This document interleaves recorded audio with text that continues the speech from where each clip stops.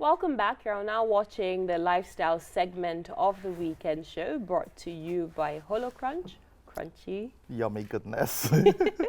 Today we'll be discussing the effects of COVID-19 on students across the nation, particularly university students. Joining us, we have Adannaa Ukoha from Now University. We also have Robert Nwachi from Base University. Welcome to the weekend show. welcome. I always feel younger being in the midst of students. So let's talk about the effects this pandemic has had on you. I know for private universities, the experience is a little bit different from those who are attending federal universities. But as a student today, what has the COVID-19 pandemic, how has it affected your studies? Okay, so, studying from home is not easy, can't be. You're used to a certain environment and then you are drastically taken away from that environment and you have to study and do your daily activities at the same time. So it could be challenging. And then online schooling is also difficult because, we're in Nigeria, network is bad. Your data can decide to mess you up in the middle of your class and then you disconnect and miss vital information. So. Robert, do you have friends who are also in public universities?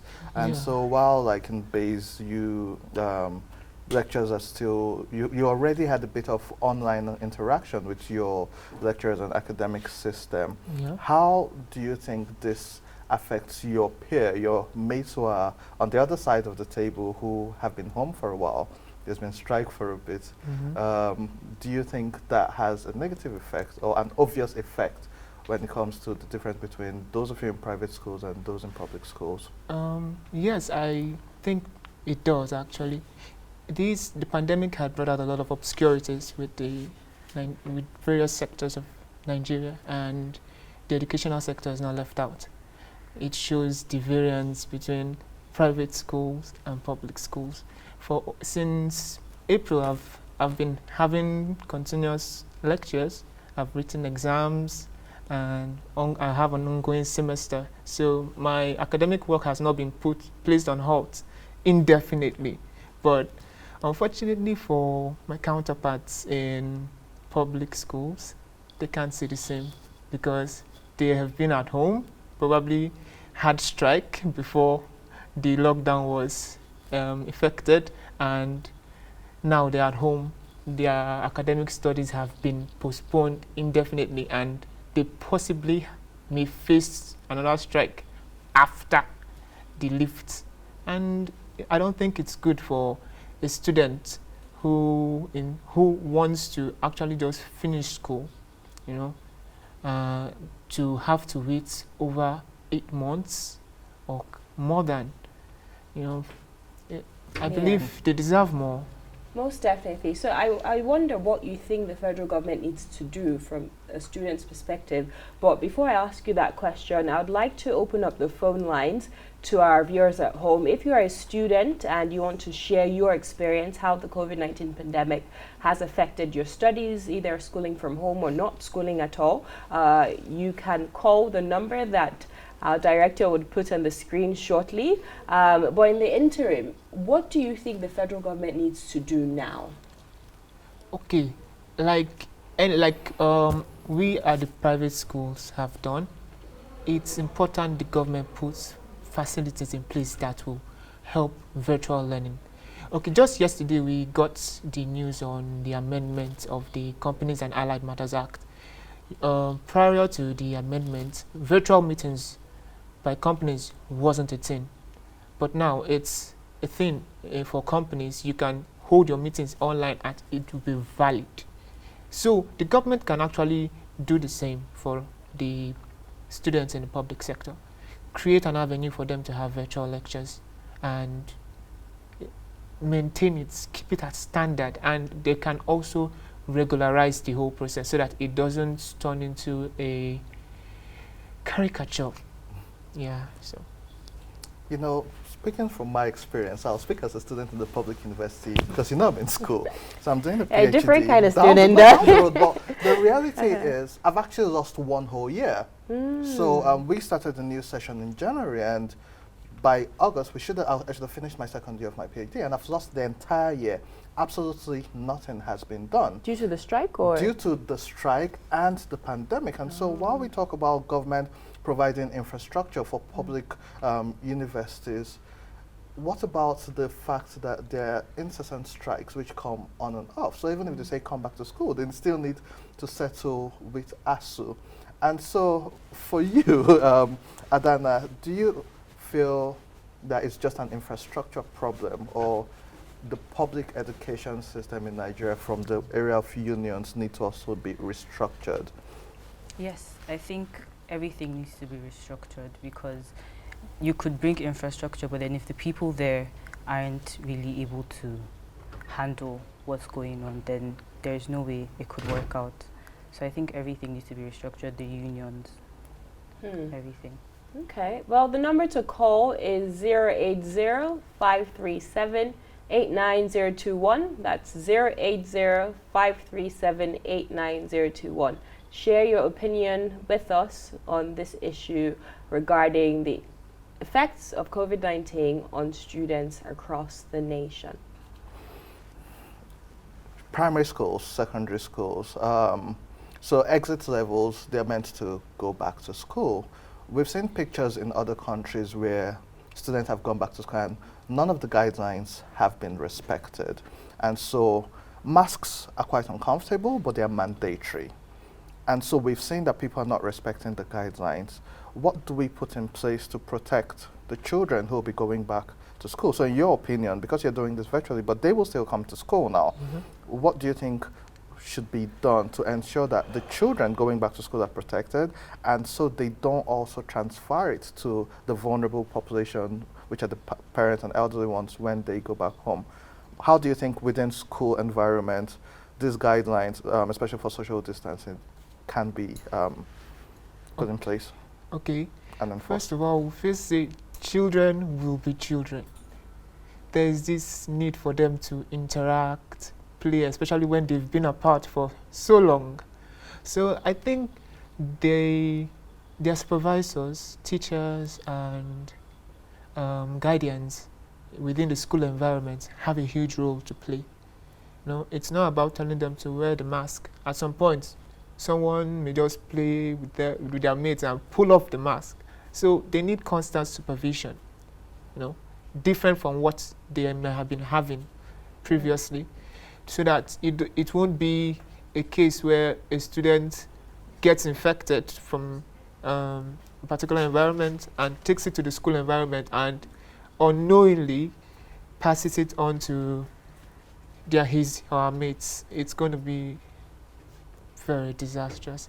Okay, sorry to interject. We have Emanuela from Abuja. Hi, Emanuela. Good morning. Hello. Good morning. What's your contribution to the conversation?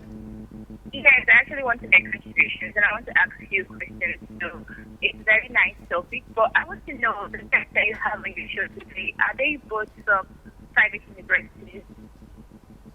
Sorry, I didn't get that. Can you hear me? Yeah. Yes, Emanuela, go ahead. What's your contribution to the conversation?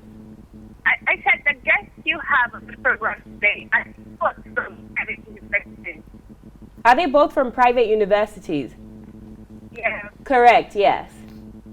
Okay, don't you think talking about topics as sensitive as this would have been more better if you had someone from a public university who is actually suffering? Because it's not easy. You pick the guests home from even before the pandemic, who've been home because of ASU strike, and just like one of the guests rightly stated, we are going to be home even after this pandemic.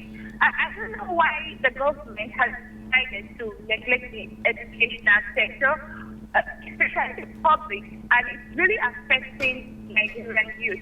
Now, talking about a topic like this, I think having someone from a public university that is actually hosting this talk would have been more space.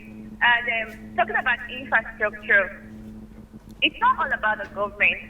it's also about the ASU staff. Because you don't keep on going on strike, and it's like, I feel they do not even care about us. And basically, they are fighting for themselves because they've been going on strike. And then when they still come back from the strike, or when their demands are being met, you see that nothing is being done, no proper class, no chairs, and all of that. Actually, this is happening, and it's sad. Thank you. I hope something will be done. Thank you for your contribution, Emanuela. That's why we open up the phone lines. So students like yourself who attend the public universities, if we can have you in the studio, due to the social distancing guidelines, you can contribute to the conversation through the phone lines. Thank you so much for that contribution. It's well noted, and I do agree that the federal government, besides the federal government, these unions, as you said earlier, need to do more. So what practical steps can they take right now in revamping their structures? The unions? Yes. Okay, so I feel like they should listen to students, actually listen to students, because most times they make these decisions without actually consulting us. They change our schemes, they bring in courses, they take out courses, they basically do whatever they want, and they don't really check what is going on inside the actual schools. So I feel like they should actually bring in students or people that have just graduated and really talk to them, figure out, okay, what do we do about this? What are you going through in school? What did you go through in school? How do we make this better for you? Things like that. I feel like that would be the best way to actually consult the students. You know, it's interesting that you say that, and once again, thanks to Emanuela. But if you recall earlier, about 2 months ago, we had this same topic, and we had a senator here and someone from a public university. So we tried to balance it, and it's good that people can call in so Nigerians understand the plight of people in public school. And it's been said that when it comes to the likes of ASU, it's their interests which they fight for, as opposed to the students. Now, universities, both public and private schools, especially public schools, have active student union governments who are meant to speak out about their plight. Do you feel the students and the student union government in public schools are playing an active role in being a voice for their constituency, which are the students? Sorry, before you answer that, let's just take this phone call. Samaila from Abuja, good morning. Hi, good morning. How are you? Very well, thank you. How are you? Fine, thank you. This is... What's your contribution to the conversation? Hi, this is Comrade Samaila from the National Director of Special Education of all universities in Nigeria. Thank you so much. What's your contribution to the conversation? The COVID-19 has actually affected all Nigerian students, because we find out that for the past 3 months, some of them have actually been out of school without doing anything, just staying home, you understand, out of the reach of education and all that. So it has actually affected our Nigerian students, and by so doing, it actually makes, because you find out that a lot of them are underage students, which is supposed to be graduated. They're supposed to graduate this month, July, you understand? And because of this COVID-19, it actually keeps their calendar kind of fast forward, you understand? So the COVID-19 has really affected Nigerian students, and government is supposed to find, because we find that there's so many people, so many Nigerian university students that are stranded, that could not go home due to the lockdown issue. So some of them are staying on the campus. So the government did not do anything to give them palliative and stuff like that to keep them from keep them at home. So you understand, COVID-19 has really affected the Nigerian university students. You know, you find out that I just recently heard that the ASU and the NAFU are still going back to strike while the school resumes. And you see, that is not something that the students are looking for. You understand, some of them are finance really want to graduate. The calendar is just kind of backward. And the government actually brought about the online education, which is actually good. But how many of these Nigerian students who access data to get to these online classes. You understand? So I guess some federal university students are actually low buoyant enough to access data, to access this online teaching. You understand? You find out that those only that who have afford this data are those from private universities. You understand? So I think it's something that the government can actually look at it. Not only SS3 students resuming back to school, you understand, because of the WIEC or the ECHO or the NAPTED, you understand. These university students actually need to go back to school, you understand, because they're actually far behind education cycle, you understand. They need to go back to school to grasp. Thank you, Samaila. We understand. So what's sorry, we were asking a question before. Yeah, about the powers of the student unions in respect to the current issues. You know, I for one have the opinion that student unions are their powers are limited. True.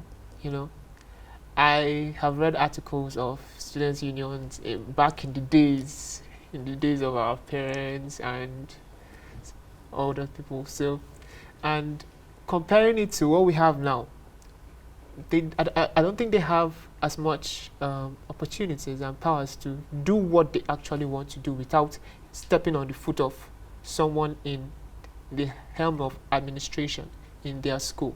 So their powers have been boycotted. Let me use that word. It's not to the extent to which they would actually make a visible impact to help the student population. They've been able to use it to an extent based on, I'll use an instance, there's the Lausanne president. That's the Law Students Association of Nigeria, yes, Emmanuel Nwobodo. He recently secured the release of a student that was accused of rape here in Abuja. Okay. Uwa, you know the Uwa's case? Yes. Yeah, someone was arrested in respect to that. So he has been able to use his office to that extent. Yes. But I believe there are still more, there should still be more power that will give him access to helping more students. But because of the limitations, as I've stated before, he's not able to. And I'm sure this is the plight of many other students' union leaders in Nigeria. So there's a limitation of power, and where that exists, I don't think it's feasible for us to actually make our voice heard as students. But we need permission to make our voice heard on issues that affect us. So for instance, schools have been closed down. And Smaya actually made a valid point. So while we're trying to get secondary school students to write WIEC, we have, I think, a set of secondary school graduates who are waiting to enter universities, and they've lost 1 year. And so even the ones writing WIEC may not be able to get to school until summer of 2021 or even later. And so, yes, we understand that you need to consider health versus people going to school, and which is a priority. But do you feel that it's a priority for university students to all come back to school physically at this point in time, Adannaa? Do you think it's okay for people to go back to school? Churches are open, certain places are open, recreational activities, but academic institutions aren't. But do you think the time is right for people to go back to school physically? Well, I personally believe that we should go back to school because certain courses actually require you to physically be there, like medicine, engineering, computer science, where you have to use labs and have access to things that you would mostly find in school.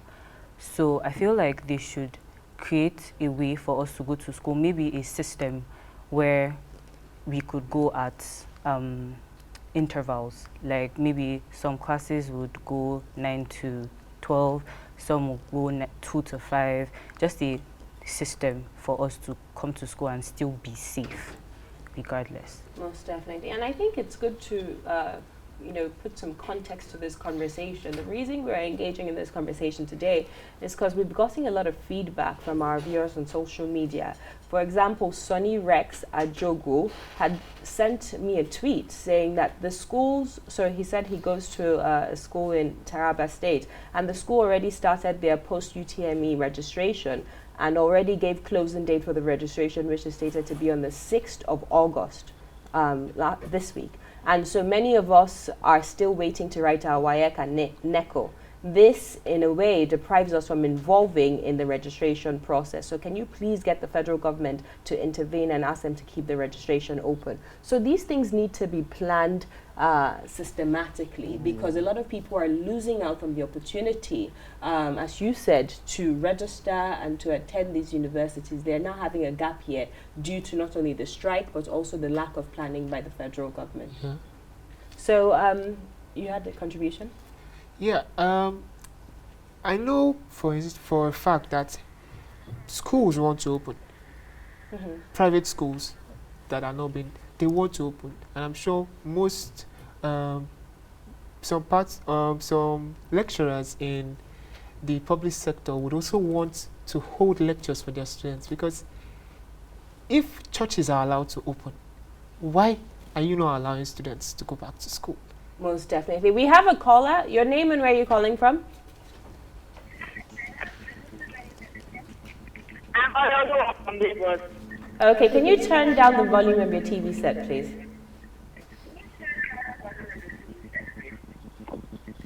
Okay. Thank you. So what's your contribution to the conversation? Good morning.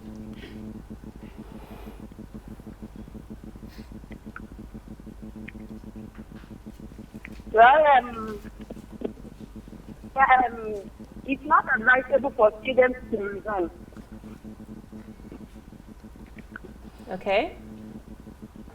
Because students, like, if you see your friends or your classmates in your right senses, you want to go and hug them because you've not seen them in many months now. Okay. And Thanks, Olaolu. And that's true. It's just like what Richard tried saying earlier about how children will be children, young people will be young people. We can see in the general public now, people are already disobeying COVID-19, the guidelines, and so people are now shaking hands. Now a lot of people are still wearing their masks and all of that. But while we have this conversation, I must applaud Nigerian youths who have become more entrepreneurial. You have more people doing food delivery business. Some people are doing tailoring and digital marketing. Some people are making local tea, amongst other things. And so what do you think the students at home can do with their time at the moment while they're not in school, especially those in public schools? What skills do you think they can pick up to at least improve their self-development during this time? So I feel like they should do what they want regarding skill development. So if they are interested in learning a new language, they should look for places online where they could learn languages. If they're interested in, furthering a skill that they have been interested in, maybe painting or drawing, they could look for a way to actually learn that, because there are many resources online, even though I know a lot of them might not have internet access, but they could actually find ways to learn these things by themselves. So I'll piggyback on what Ada has started off with, and I'll say the internet is a very beautiful place, where you can learn whatever you want to learn. For instance, when the lockdown initially began and we're forced to go home, I started a Spanish class on Duolingo. I did too. So it was keeping me occupied for a few hours, and I could watch movies and do whatever I wanted. So, and I'm aware of courses on Udemy, various courses you can do online that would actually keep you busy. But again, better soup than money killer, And so for you to access these courses, you have to have good internet access and, of course, the money to buy data. Yeah. Students in Nigeria are not as opportune to gain jobs that will fetch them a minimal amount, at least, so that they can provide their personal needs. So it's difficult for us to raise money when we are not in school. So when we're in school, we get some. But all those social media trolls, who are they? Are they students? Because they have a lot of data to be insulting people online. So why don't they have enough data to educate themselves and self-develop? Well, I don't know about social media trends and who they are. They may be students, but I know most students have issues with data. So maybe when they are able to come across 1 gig, they just Social media, Yeah, exactly. So you we know? can all agree that students also need to channel their efforts, time, and energy Yes. into more productive skills Uh-huh. learning, right? Then also you mentioned something earlier about the student associations. I don't know if I quite agree with you that they're not as powerful, they don't have strong enough of a voice, because I see them involved, like the National Association of Nigerian Students, involved with political issues. A lot of them are going to visit politicians and, stand in solidarity with them. So we see their effects in that, environment. So I wonder why they cannot advocate for the greater good of students. But before you respond to that, sorry, one last call. We have a caller. Your name and where you're calling from, please.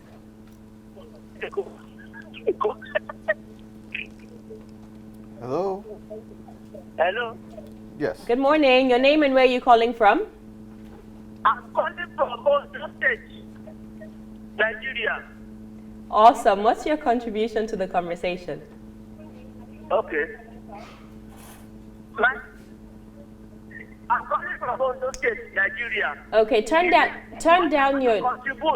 down the volume of your TV set, please. What I want to contribute is this.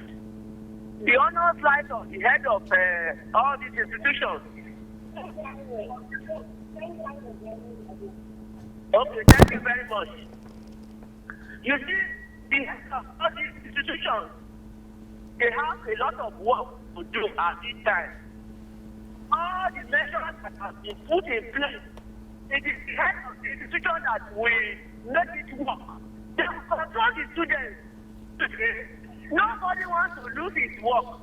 And as a retired principal, once the government gives the directive, we have to make sure that we execute it, we make it to work.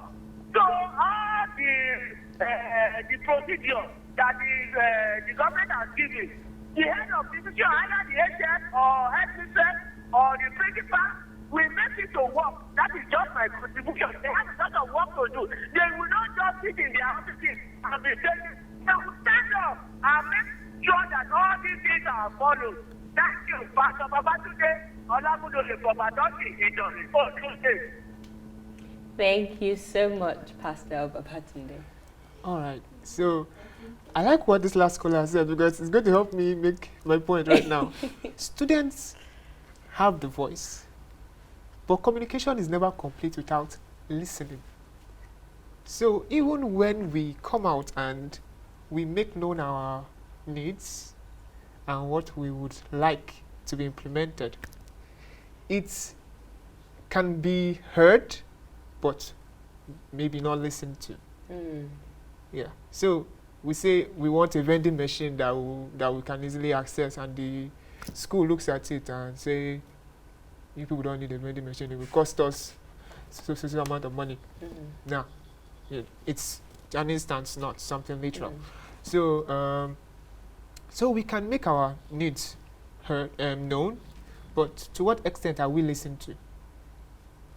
It's the issue why we are not being listened to can come from different perspectives as to why we are not being listened to, but let's not delve into that. But we need our voices are heard, but I don't think we are being considered a lot for when implementations are made. She said government sends directives. Now these directives may not be totally suitable for the students, but it must be implemented either way. So whatever the students want is not really considered, but what the government has said. So even if we make our voice heard, we may not be listened balance, to. That's why you have this platform to keep on advocating, keep on speaking, and we'll ensure that, the weekend show, we keep on giving you an opportunity to make your voices heard and ask government for what they can do to better the life of students, both in the private universities and in the public universities as well. Thank you so much for coming on the weekend show. Thank you so much. Thank you for having us. You're welcome. We'll take a short break right now. When we return, the sports segment with the A-team, Amanda and Ayo. Don't go anywhere.